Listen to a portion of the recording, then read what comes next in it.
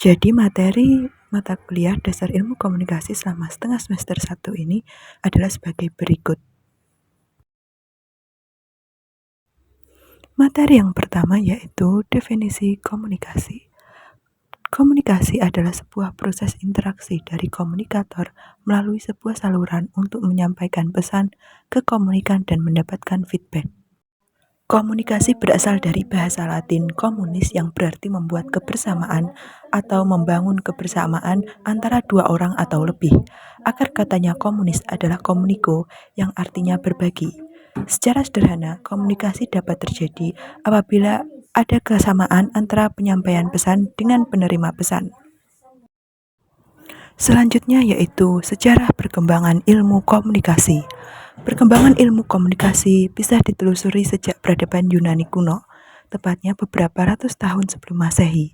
Saat itu istilah komunikasi belum dikenal masyarakat Yunani kuno, tapi menggunakan istilah retorika. Periode selanjutnya yaitu perkembangan komunikasi yang dimulai pada tahun 1900 yang ditandai dengan penemuan teknologi komunikasi seperti radio, telepon, telegraf, dan lain-lain. Perkembangan yang ketiga yaitu perkembangan konsolidasi dan perkembangan teknologi komunikasi. Di dalam perkembangan konsolidasi, itu ilmu komunikasi mulai dipelajari sebagai multidisipliner ilmu, yaitu dengan munculnya buku-buku ilmu komunikasi dan penelitian tentang ilmu komunikasi. Dan yang keempat, perkembangan teknologi komunikasi yaitu mulainya perkembangan industri media dan perkembangan teknologi komunikasi seperti televisi, radio, ataupun pemancar yang semakin maju. Berikut adalah bagian proses terjadinya komunikasi. Unsur-unsur komunikasi menurut Laswell. Pertama, WU atau sumber, pengirim pesan, komunikator, source encoder, atau seseorang yang menyampaikan pesan. Yang kedua yaitu says what atau pesan, informasi, message dalam bentuk lambang atau tanda seperti kata-kata tertulis secara lisan, gambar, angka, dan gestur yang dapat berbentuk sinetron, iklan, berita, film, dan lain-lain.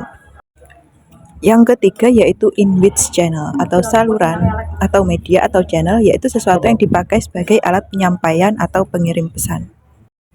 Selanjutnya yaitu to whom atau penerima pesan atau komunikan atau receiver atau decoder, yaitu seseorang yang menerima pesan atau sebagai sasaran penerima pesan.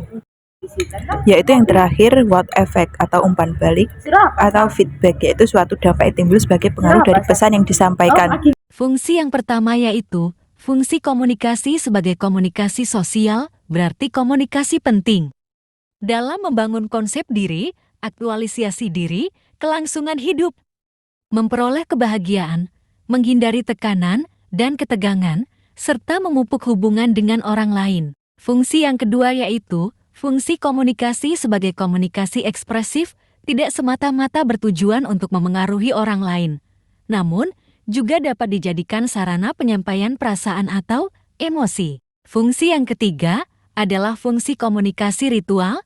Contoh fungsi komunikasi ritual yaitu upacara kelahiran, sunatan, perayaan ulang tahun, pertunangan, pernikahan, upacara kematian, perayaan keagamaan, dan sebagainya. Fungsi komunikasi yang keempat yaitu fungsi komunikasi instrumental yang seringkali disebut komunikasi yang bertujuan persuasif.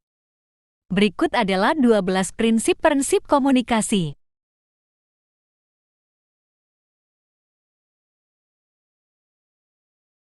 Hambatan komunikasi adalah segala bentuk gangguan yang terjadi di dalam proses penyampaian serta penerimaan pesan antar individu yang umumnya disebabkan oleh faktor lingkungan, fisik, maupun psikis dari individu yang terlibat. Ada 3 macam hambatan komunikasi, antara lain 1. Hambatan teknis 2. Hambatan semantik 3. Hambatan perilaku. Selanjutnya adalah persepsi. Persepsi dalam komunikasi diartikan sebagai tahapan tiap individu atau kelompok dalam mengenali serta memahami lingkungannya melalui bantuan panca indera. Ada 3 proses terbentuknya persepsi, yaitu sensasi, atensi, dan interpretasi. Komunikasi verbal adalah komunikasi yang berbentuk lisan ataupun tulisan, contohnya adalah penggunaan kata-kata. Dalam komunikasi verbal pasti menggunakan bahasa, fungsi bahasa yaitu dapat digunakan manusia untuk menyampaikan ide, gagasan, keinginan, perasaan, dan pengalamannya kepada orang lain. Selanjutnya yaitu komunikasi nonverbal. Adalah komunikasi yang tidak menggunakan kata-kata, contohnya menggunakan bahasa tubuh seperti mimik wajah dan gerakan tangan, bahkan intonasi suara dan kecepatan berbicara. Terdapat 3 perbedaan pokok antara komunikasi verbal dan nonverbal. Pertama, sementara perilaku verbal adalah saluran tunggal. Perilaku nonverbal bersifat multisaluran.